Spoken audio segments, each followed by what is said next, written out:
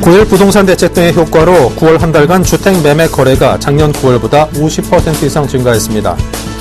고속도로 통행료가 올해 안에 4.9% 안팎으로 오를 전망입니다. 신한생명이 신한금융투자와 제휴를 통해 보험료 페이백 서비스를 실시합니다. 다음 카카오가 주가가 7% 이상 하락한 지 하루 만에 다음 카카오 신주 상장으로 반등에 성공했습니다. 시청자 여러분 안녕하십니까. 생경제 현장의 임동석입니다. 자, 오늘 코스피 지수 기관의 대규모 매수세 상승 마감했습니다. 증권부 박준석 기자입니다. 안녕하세요. 안녕하십니까. 네, 자세한 마감 시황부터 들려주십시오. 네, 코스피 지수가 기관의 대규모 매수세에 힘입어 소폭 상승했습니다. 코스피 지수는 14일 전거래일보다 0.11% 오른 1929.25포인트의 장을 마감했습니다. 코스닥 지수도 전거래일보다 1.82% 상승한 544.05포인트의 거래를 마쳤습니다. 투신을 중심으로 한 기관의 대규모 매수세가 지수 상승을 주도했습니다. 기관은 이날 2,496억 원을 순매수했습니다. 특히 투신에서 1,170억 원의 매수세가 몰리며 수급을 뒷받침했습니다. 개인 역시 292억 원어치의 주식을 사들였습니다. 반면 외국인은 2,931억 원어치의 주식을 내던지며 8거래일 연속 팔자 행보를 보였습니다. 업종별로는 전기가스, 은행, 의약품, 섬유 등이 강세를 보였습니다. 반면 통신, 운송장비 등은 하락했습니다.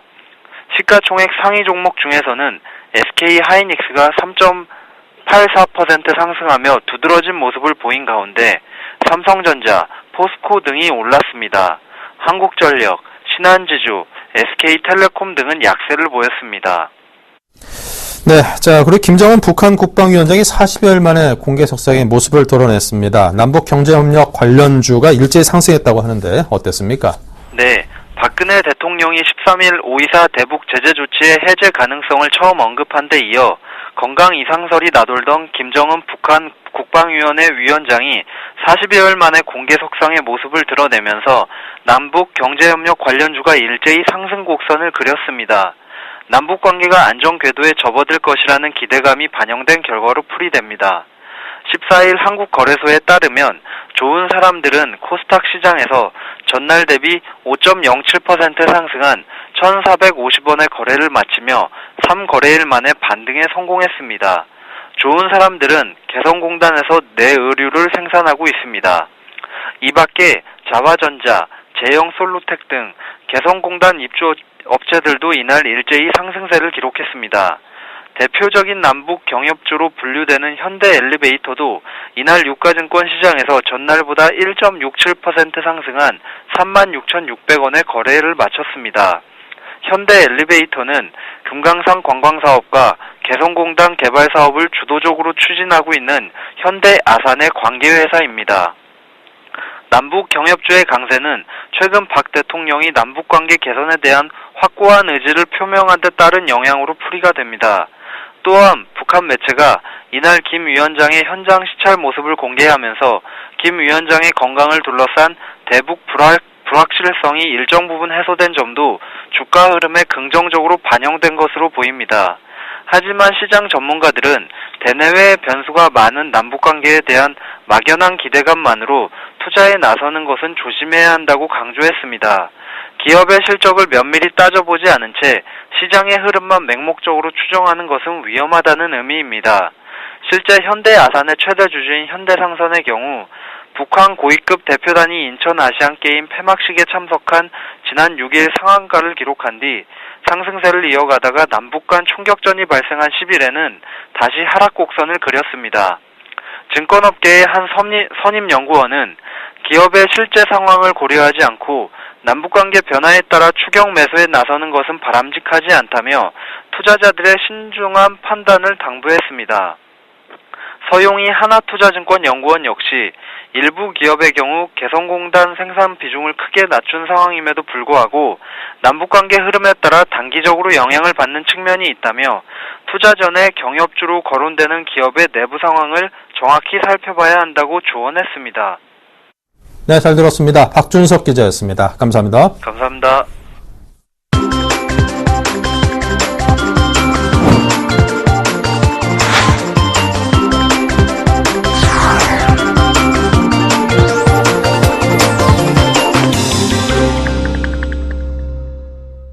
네, 오늘의 주요 뉴스입니다. 9일 부동산 대책 등의 효과로 9월 한 달간 주택 매매 거래가 작년 9월보다 50% 이상 증가했습니다. 국토교통부는 지난달 주택 매매 거래량이 8만 6천여 건으로 작년 같은 달보다 51.9% 증가한 것으로 집계됐다고 밝혔습니다. 누계 기준으로는 전년 동기 대비 21.6% 늘어난 것입니다.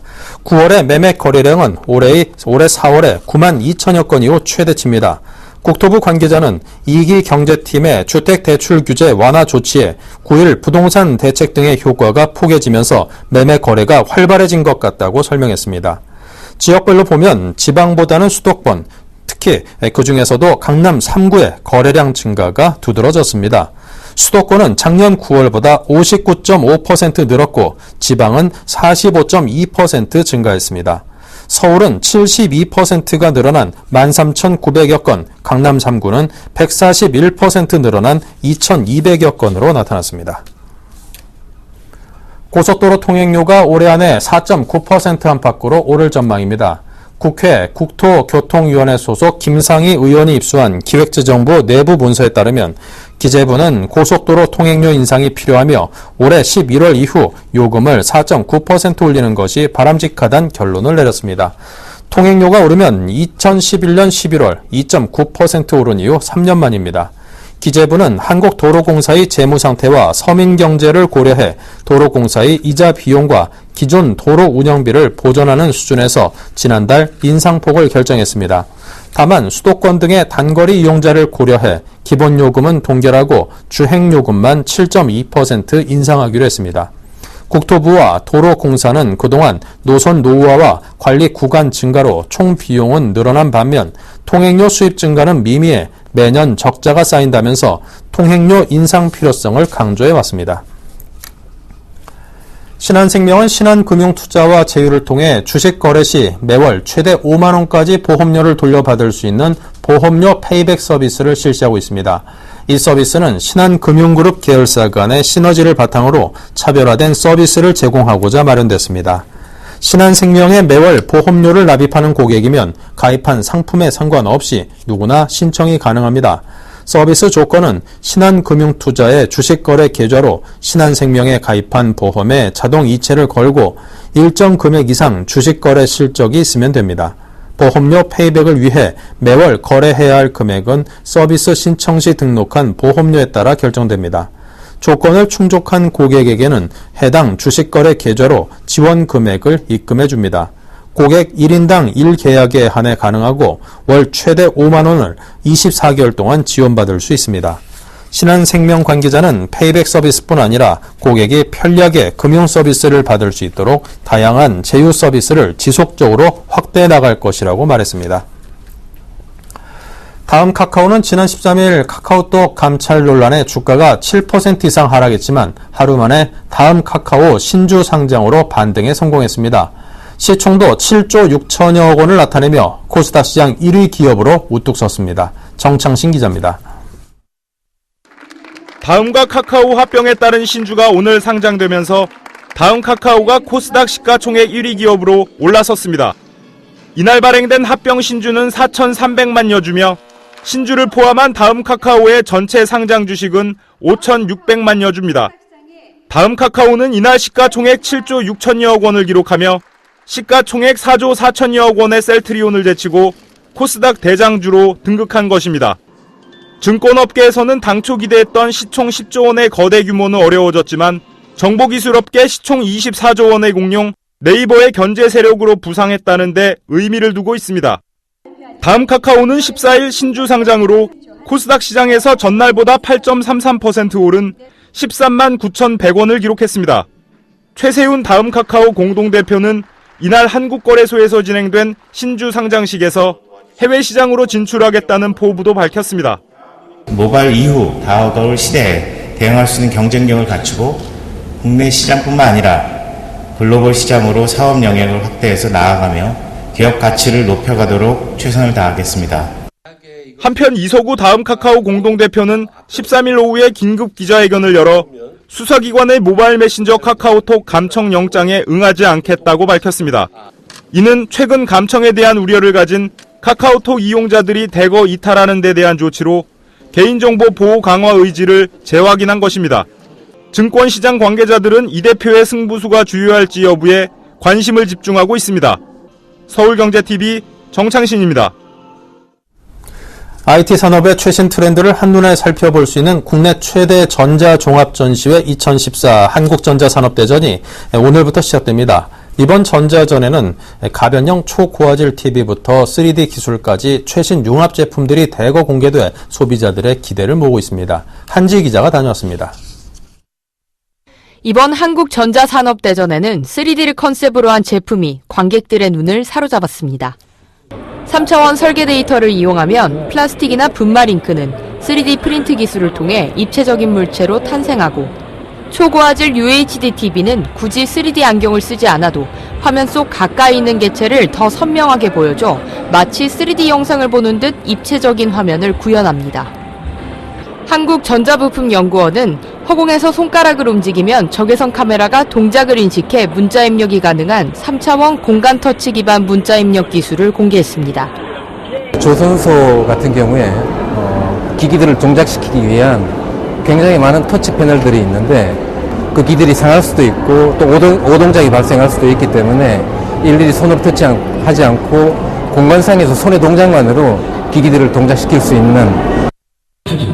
올해로 45회째를 맞는 한국전자산업대전에는 삼성전자와 LG전자 등 국내 대표 전자기업뿐 아니라 독특한 기술력을 가진 22개국 600여 개 업체들도 함께했습니다.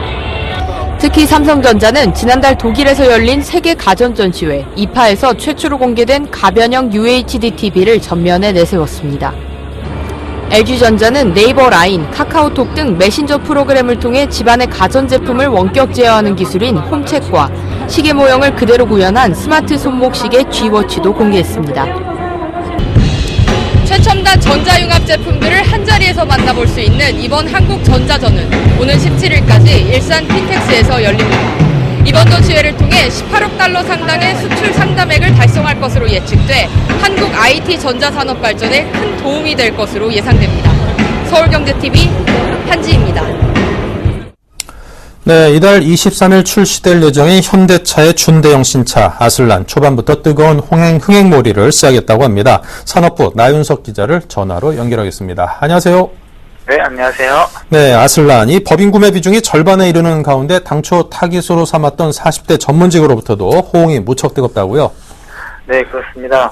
현대차의 고위 관계자는 14일 서울경제신문과의 통화에서 지난 6일 사전 계약을 실시한 이후 현재까지 계약 건수가 1,500대를 돌파했다면서 이 법인 구매 비중도 45%에 달하는 것으로 파악된다라고 전했습니다.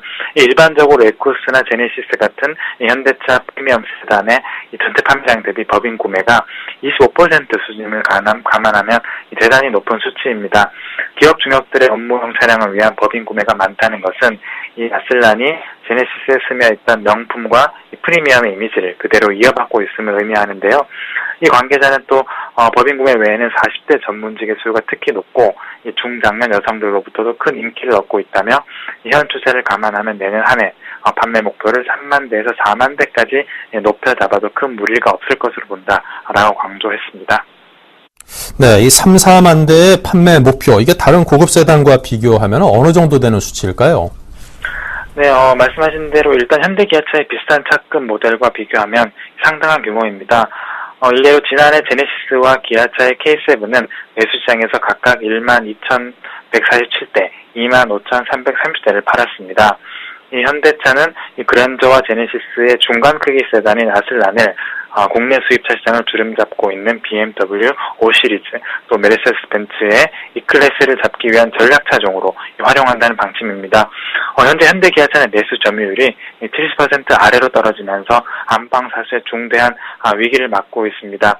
반면 수입차는 BMW와 벤츠, 또 폭스바겐 등 독일 브랜드를 중심으로 프리미엄 세단과 소형차, SUV 등 라인업을 전방위적으로 확대하면서 이 시장을 야금야금 넓혀가고 있습니다. 또 아슬란에는 람다 3.0 GDI 그리고 람다 3.3 GDI 엔진이 장착될 예정이고 가격은 3,990만 원에서 4,640만 원 정도로 책정될 것 같습니다. 네. 자, 수입차에 대응할 전략 차종으로 적극 활용할 방침이라고 얘기를 하셨는데요. 향후 수출 계획은 어떻습니까? 네, 아슬란은 이 출시 이후에도 꾸준히 내수 전용 모델로만 기능할 가능성이 높습니다. 현대 기아차의 모든 차종 중에서 이 해외로 수출되지 않는 차종은 기아차 레이, 그리고 최근에 나온 준대형 하이브리드 차인 기아차 K7 700H, 그리고 현대차 그랜드 하이브리드 뿐인데요. 수입차에 비해서 자국 브랜드의 파워가 압도적으로 강한 일본의 경우에는 이 내수 전용 차종이 우리랑 달리 상당히 많습니다. 일본은 국내 고객 입맛에 맞는 차종을 꾸준히 개발해서 이 자국 시장을 효과적으로 방어한 대표적인 국가로 꼽히는데, 현대차 역시 아슬란을 이 내수 변기로 활용해서 수입차의 공세를 방어한다는 전략입니다. 이 같은 맥락에서 현대차는 이 아슬란의 디젤과 하이브리드 모델도 출시하지 않는 방향으로 내부 방침을 세운 것으로 알려진 상태입니다. 디젤차가 압도적으로 높은 점유율을 차지하고 있는 수입차에 이 공격적으로 대응하기 위해서는 가솔린 모델에만 집중하는 편이 더 효율적이라는 일종의 역발상 전략에 따른 것인데요. 실제로 현대차가 공개적으로 밝힌 아슬란의 경쟁차인 BMW 520D, 또 벤츠 220 CDI, 폭스바겐 파사트는 모두 디젤차들입니다. 네, 이 역발상 전략이 과연 어떤 결과를 낼지 저 개인적으로도 상당히 궁금합니다. 좋은 결과 기대해 보겠습니다. 산업부 나윤석 기자였습니다. 감사합니다. 네, 감사합니다.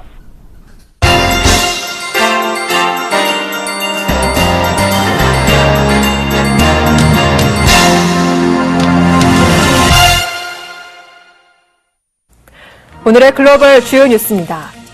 제19호 태풍 봉풍이 일본 열도를 지나가는 동안 1명이 사망하고 2명이 행방불명됐다고 NHK가 보도했습니다. 부상자는 90명을 넘긴 것으로 파악됐습니다. 지난 13일 도토리현에서 밭 상태를 살피러 나갔던 90세 남성이 용수로에 쓰러진 채 발견된 뒤 사망한 것으로 확인됐다고 NHK는 전했습니다.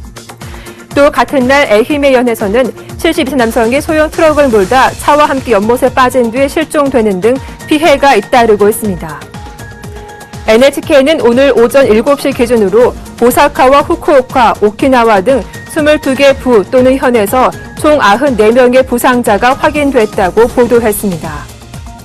또 이날 오전 지바현 일부 지역의 대피 지시가 도호쿠 지역 등의 총 8개 현에 사는 주민 66만여 명에 대해 대피 권고가 각각 내려졌다고 NHK는 소개했습니다.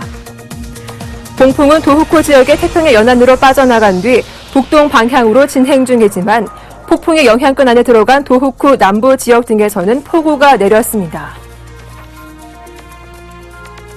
홍콩 행정장관 선거안에 반대하는 홍콩 시민 도심 점거 시위가 오늘로 17일째로 접어든 가운데 경찰이 이틀째 시위대의 바리케이드를 철거했습니다. 홍콩 경찰 약 250명은 이날 오전 홍콩섬 코즈웨이 베이에서 바리케이드 철거 작업에 착수했다고 현지 매체들이 보도했습니다. 경찰은 도로 위 장애물을 철거하고 정보 재산을 보호하려는 조치라면서 시위대 주변 바리케이드도 경찰 장벽으로 대체될 것이라고 설명했습니다. 경찰은 바리케이드 철거 작업이 진행되는 동안 인간 사슬을 만들어 바리케이드 철거에 항의하는 시위대 접근을 막은 것으로 전해졌습니다. 시위대 본거지인 홍콩섬 에드미럴티의 시위 참가자 일부는 코즈웨이 베이 시위대를 도우려고 이동한 것으로 전해져 긴장감이 고조되고 있습니다. 공권력 남용과 부패 등의 무리를 일으키고 있는 멕시코 경찰이 이번엔 여행 중 독일 국적의 대학생에게 총상을 입혔습니다. 멕시코 북부 누에보 레온주 몬테레이 공과대 소속인 이 학생은 동료와 함께 밴을 타고 서남부 게레로주로 이동하던 중 경찰이 발사한 총에 둔부를 맞았다고 현지 언론들이 검찰의 발표를 인용해 보도했습니다. 이 사건은 게레로 휴양지인 아카풀코 해변을 여행한 학생들이 귀가하던 길에 경찰이 게레로주 칠페상고 인근에서 검문을 위해 차량을 세우려 하자 학생들이 검문을 무시한 채 차를 몰아 발생했습니다. 때마침 지역에서 발생한 납치 범죄를 수사하고 있던 경찰은 이 차량의 범인들이 피해자를 태운 것으로 추정해 총격을 가했다고 검찰은 설명했습니다. 검찰은 현장에 있었던 경찰관들을 대상으로 사건의 경위에 대한 조사를 벌이고 있습니다. 에보 모랄레스 볼리비아 대통령이 쿠바 지도자 피델 카스트로와 우고 차베스에 대한 추모로 자신의 대선 승리를 자축했습니다. 브라질 일간지 폴리아지 상파울로 등에 따르면 모랄레스 대통령은 대선 승리가 확인되고 나서 대선 승리를 카스트로와 차베스에게 바친다며 이는 전 세계 모든 반제국주의 정부의 승리라고 말했습니다. 모랄레스 대통령과 차베스 전 대통령, 라파엘 코레아 에콰도르 대통령 등 이른바 남미 강경 좌파 3인방은 카스트로를 정치적 이념적 지도자로 삼았습니다. 코칼 재변형 출신인 모랄레스 대통령은 2005년 대선에서 54%의 득표율로 승리했고 2009년 대선에서는 64%의 득표율로 재선에 성공했습니다. 이번 대선 승리로 모랄레스 대통령은 2020년까지 집권하게 됐습니다.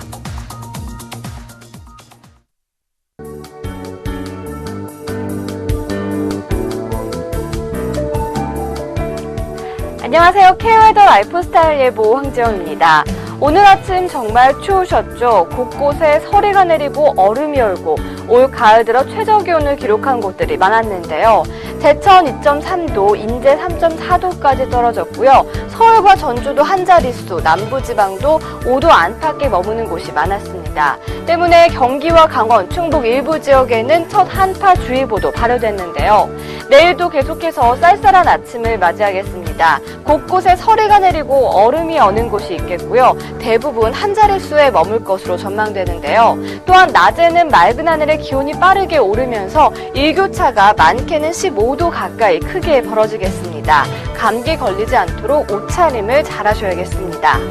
현재 동해안과 남해안의 구름도 다 빠지면서 전국이 대체로 맑은 하늘 보이고 있습니다. 내일도 상층으로 찬 공기가 머무는 가운데 고기압권 내에서 맑은 하늘에 복사 냉각이 활발해지면서 아침 기온이 크게 떨어지겠습니다. 자세한 지역별 날씨 나절 예보로 알아보겠습니다. 전국이 맑다가 밤에 점차 구름 많아지겠습니다. 서울, 수원, 대전 8도에서 20도로 아침에 여전히 쌀쌀하겠습니다. 아침에 곳곳에 서리가 내리고 얼음이 어는 곳이 있겠고요. 광주, 대구 9도에서 21도로 일교차가 크게 벌어지겠습니다. 동해안 내일은 모처럼 청명한 하늘을 보이겠고 강릉, 울진 7도까지 떨어지겠습니다. 낮 기온 18도에서 19도 분포 예상됩니다. 바다의 물결은 동해 중부와 동해 남부 먼바다를 중심으로 최고 4m까지 매우 높게 일다가 점차 낮아지겠습니다. 목요일에는 중부지방에, 월요일부터 화요일 사이에는 전국에 비가 내리겠고요. 다음 주는 기온이 조금 오를 것으로 전망됩니다. 기상정보였습니다.